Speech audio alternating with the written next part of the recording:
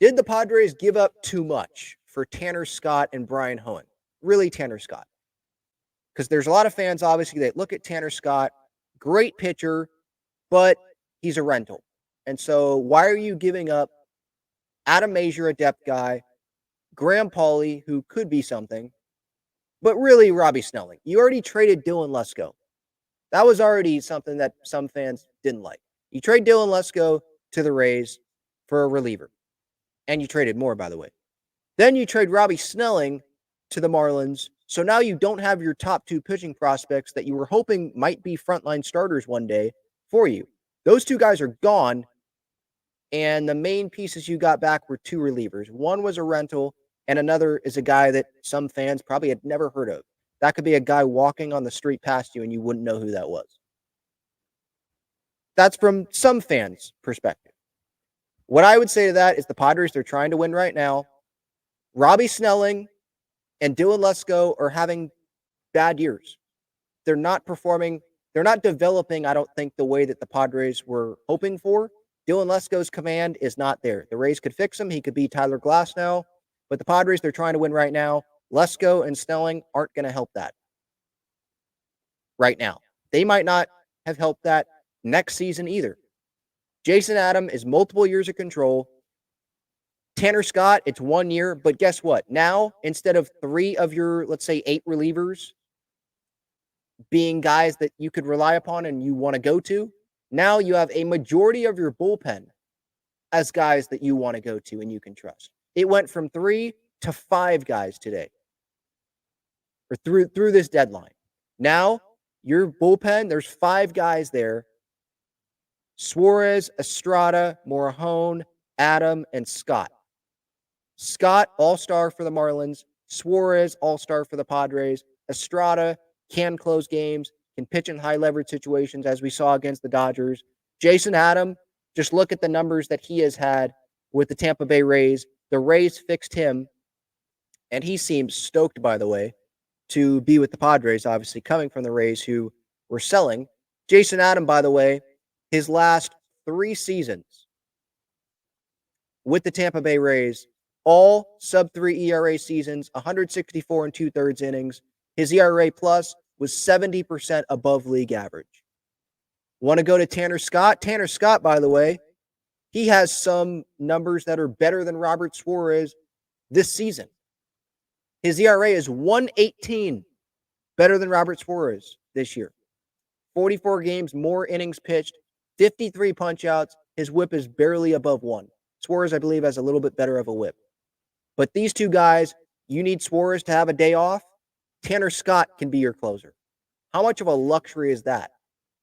And come postseason time, we know starters don't go as long as they do in the regular season. They don't have a long leash, especially in those winner-take-all games. So let's say now, instead of hoping that your starter can give you 6 innings and then you can go 7, 8, 9 and not have to go to Yuki Matsui or someone like that. Now, 5 innings, you don't want, let's say you don't want your starter, Dylan Cease, whoever. You don't want that guy facing a lineup a 3rd time. And let's say you get through that lineup twice, have success. Let's say you pitch into the 6th inning, or even you go 5. 6, 7, 8, 9. That's 4 relievers, and you have 5 that I named there. With Suarez, Estrada, Morejon, Adam, and Scott. You could pitch 4 guys there, 6th, 7th, 8th, and 9th to close it down. Extra innings, you have another guy there. You want to go on matchups to get out of an inning? You can go there. And by the way, Yuki Matsui hasn't even been terrible. There's been bad stretches, but he hasn't been terrible. So that's another lefty. Wandy Peralta, who knows, but that's another lefty if he comes off the IL. So getting back to the question, did the Padres give up too much? I mean, that's to be determined, right? Just like the time of the Soto deal, to be determined. We'll see. But for a team that's trying to win right now, I like it. I wish that they didn't give up. I wish Preller didn't give up Lesko and Snelling. That hurts. But I'm trying to win right now. Like, I care about this Padres team right now. Who knows what the health of the big guys that are here long term is going to be in 3-4 years. You have an opportunity. We've seen teams make a wild card and then they go on a run to the World Series. Get into the postseason. You have the pitching. I think the Padres have the rotation. It's just a matter of health. I think they have the rotation and they definitely have the bullpen to get to the World Series. They do, in my opinion. But the big thing is going to be health. They have an offense that can string together hits. They have an offense. You get down, you can come back and go win games. And by the way, you have a pitching staff that if you get down, they're not going to allow more runs after that, as we saw in this first Dodgers game. So, did they give up too much? I don't know. We'll see. If you want to make the argument that they did give up too much, I'm not going to sit here and be like, yeah, I mean, that's not a strong argument because they gave up a ton. But for a team that's trying to win, where would the Padres be if AJ Preller didn't go get Dylan Cease, Luis Ariz, Michael King, if we go back to the Soto deal, right? Kyle Higashioka even. Tanner Scott, we'll see. Adam, we'll see.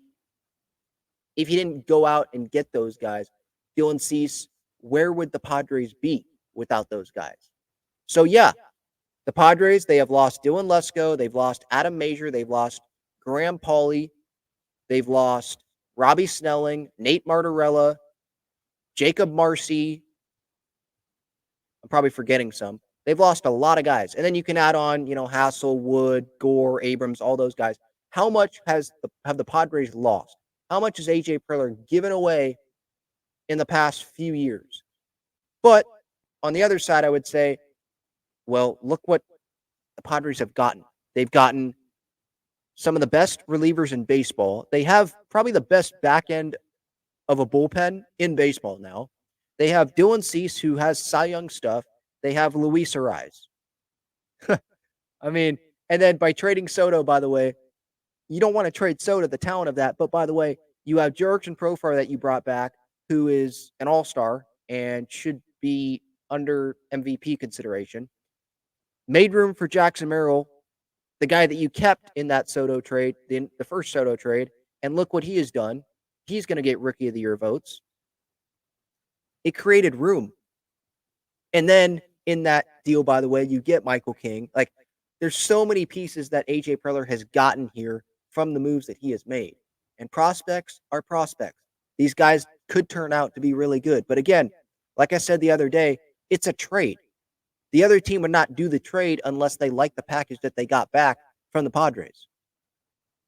And some would be like, where's the farm system now? The Padres, they better win now because there's going to be no future. But AJ Preller, he's continued to rebuild the farm system and get players in that farm system that other teams want and they're willing to give up their star players for.